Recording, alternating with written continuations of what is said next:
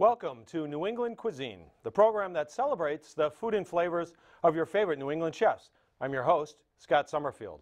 Well, tonight we're going to learn how to make some wonderful Italian sauces.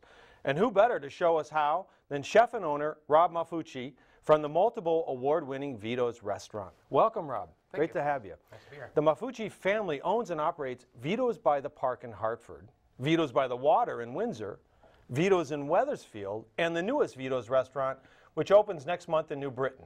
The Vito's Restaurant Group is acclaimed for its excellent cuisine and customer service and was named one of the top 10 independent restaurant groups in the country by Restaurant Business Magazine. Rob's received both local and national recognition as well and is a two-time recipient of the prestigious 40 Under 40 Award presented by the Hartford Business Journal. Well, tonight Rob will show us how to make two delicious dishes incorporating different Italian sauces, and in our family favorites segment, I'll show you how to make fresh fettuccine with lemon cream and toasted almond sauce. Well, we're delighted to have you with us tonight, Rob, and we'd like to thank Vito's Restaurant Group for providing all the wonderful ingredients for tonight's program. So, Rob, what's on the menu this evening? Well, tonight I thought we'd talk about cooking some simple Italian sauces. A lot of times, marinara is sort of forgotten and not done right. From places I go from time to time, and there's some nice details that that really the basics. If you do the basics right with the good ingredients and you take the time and make it right, it comes out beautiful, and you can use it for so many things. It's a great foundation. Yes, one of the mother sauces. Absolutely. So, all right, what are we going to do with it then? Well, I'm going to just go over my simple ingredients for making a good marinara. First, I start with a little extra virgin olive oil. Yes, which is one of the great foundations, right? Absolutely. Italian cuisine and olive oil. You know, you can't really go wrong with a good olive oil and garlic, you know what I'm saying? Anyway, we're going to do some sliced garlic, a little Spanish onion. Yeah, I'm starting to smell that already. Okay. And then, let me see, we're going to throw in a little bit of anchovy. Now, very nice. Yeah, anchovies are, bring the real salty flavor to it. And then some fresh herbs, some chopped parsley and basil. It's the one way I like anchovies is in a sauce or as an ingredient. Now, my wife, she can eat them, on crackers. Oh, but as an ingredient like that with a sauce or in a dressing, it's just wonderful. Yeah, it really gives that salty flavor that it's not as Mediterranean, just generic as just salt or kosher salt you can use, but that's great. There's no substitution for something like this. And a lot of times you use a marinara for like a seafood dish, and it just goes so well with that.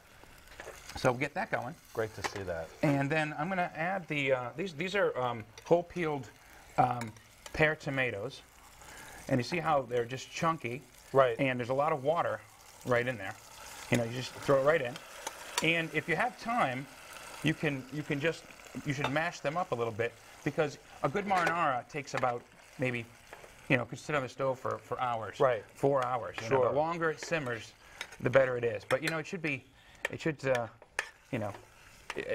take a long time for the heat to break it down. So if you have like a potato masher or something, it really helps out the process. And then of course I have a little bit of a secret ingredient that I use. This is sort of a hybrid.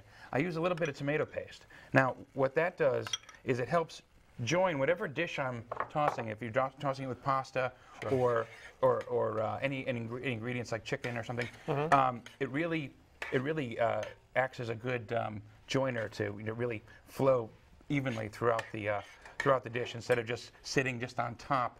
A lot of times marinara will just, the crushed tomato sit on top of a dish like a chicken parmesan, and the water then drains lower, through the pasta, and it sits. Then you see this little water in the plate, and you don't want that. Right. So it's going to really help it bind it to the pasta. Yeah. And of course, the other secret ingredient that we use is a little bay leaf.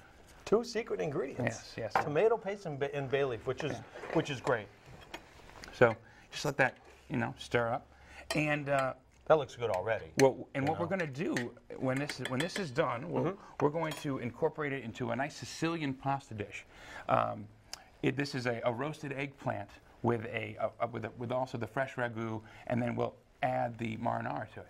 Oh, so lovely. it's a nice dish, and then we can dress it any way you want. If you can see I pre-roasted the eggplant, And you want to just, you slice it the long way, you salt and pepper it, you olive oil, roast it in your oven till it's nice and soft, and then you can cube it up, and it works so well. And you add a little, we'll add a little onions and garlic to it, and really one of my favorites. You create a real fresh ragu, right in the pan, and we'll toss it with the pasta. It'll be beautiful. I think that is one of my favorite vegetables is eggplant. Absolutely. So sweet, it's got that natural sweet flavor. What do you got there? Oh, this is a little primitivo. I always, very nice. You have to cook and drink wine, cook, eat, absolutely. Eat food. The wine, food, people. We all have a good time. It works. Like we said, it's all about food, and it's all about family and. This is my house on Sunday. This is what we do. I tell you, you want to start somewhere cooking simply. You got to learn the marinara, how to make the marinara sauce. It is one of those basic sauces, and it's great to teach people this sauce too. Hand it down. Now, there's really no substitute for a good marinara, and you can use it again in so many different things. So let me just turn that down to a simmer. Yeah, which is nice, boy. And now I'm going to need that burner. Okay, we can take this off. This is just boiling water we're doing there. We'll put this on. And then, it's already still kind of warm, so I'm going to turn this one off. We're going to put this one down here. So this is one that's cooked for... Yes. We cooked this one. This was simmering for a few hours. Nice. So as you can see, now look at all the tomatoes have broken down, and you still see like the sliced garlic and the onions. I also take the bay leaf out. Yeah, you can choke on that. I mean, that's just, it doesn't seem to dissolve or anything. Yeah, boy. But you can see how that's looking. I need a slice of bread or something for that. Wow, that's just great. Now we're going to do a quick pasta toss. And the really nice flavor of that tomato, that whole plum Italian tomato. Boy, it's so good. Yeah, and it's so juicy. You really can see what that paste did to it too. It kind of kept it. Yeah, it joins it, binds it. Yeah. It's very, very, very nice. Now here's what we're going to do with this. We're going to let that get that chop over here. No, I'm good. Oh, you're good. Okay. I've done this already, so. Okay, you can't use my board then. And again, a little more onions, a little more garlic. Okay, and let that get hot. And then what we'll do is when that's good and hot, we'll add the eggplant. Now, where did you learn the pasta sauce? These are recipes really that are passed down. My grandmother was on my father's side was a fantastic sauce maker. She used to come to the house and make homemade raviolis and just linguine, fettuccine, everything. She would just come over. She'd set up shop for like a month, and she would just set us up. We'd have a big freezer in the garage, and we just have a good time. Yeah, it wasn't cooking for 5 or 6. It was cooking for there'd always be my memories are basil drying, roasted peppers, all that. That's how we grew up. So and that's really what we our basis and our foundation for cooking. That's great. So we're gonna finish up quickly here. Yeah. Here's some. So garlic and onion and the roasted eggplant in there. Yeah. A little bit of. Excellent. A little bit of parsley and basil. Okay. And then what we're gonna do. Are we gonna toss the pasta with this? Yes. Okay. 1 second. So we'll do a little toss. Oh, you can put a little bit of tomato in there. Okay. Tomato. Beautiful. Get that going. Look how simple it's gonna be. Well, we're gonna be right back with more of New England cuisine in a few moments. Okay. Looks good. Boy, look at that. That's just.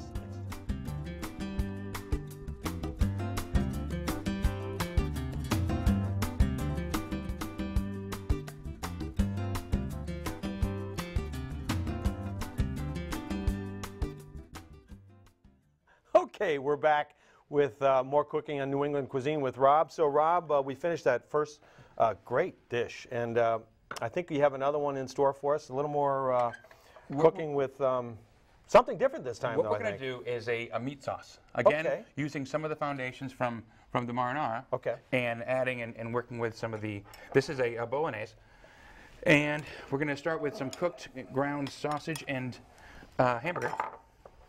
And sweet or hot? Doesn't matter. Doesn't matter. We use sweet. Okay. And we're gonna just add some quick ingredients. I've seen bolognese made so many different ways.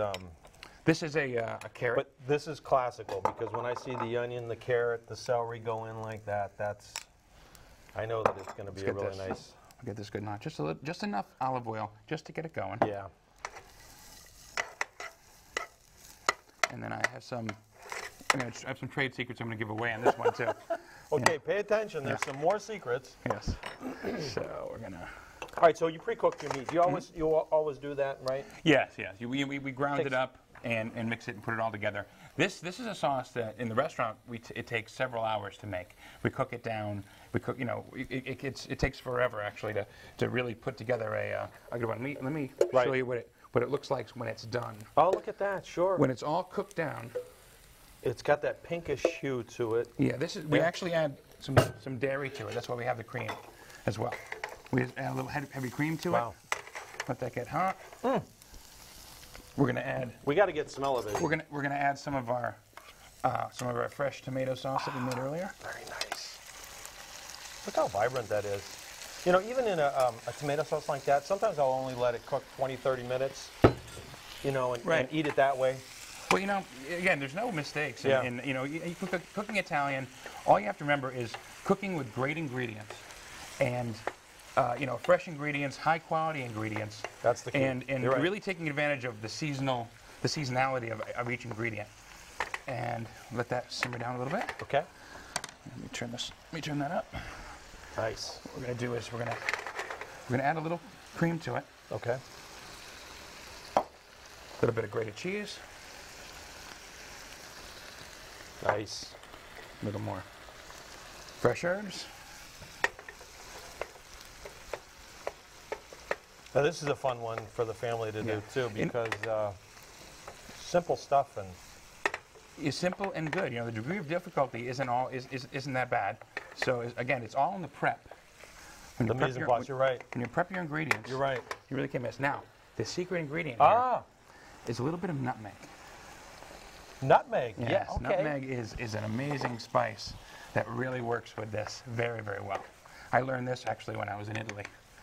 I took a tour about 10 years ago. I was there for about a month, and I would just walk into restaurants and tell them I was a chef from New York City, and they'd say, "Yeah, come on. Yeah, come on, do something. Come on, cook something." Yeah. And so let's see if you're a chef. Right. Let me add some of the pasta.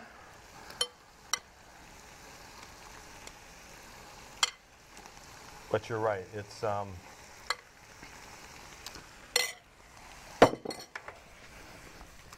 and again, that's simple too. And that's something simple. You don't.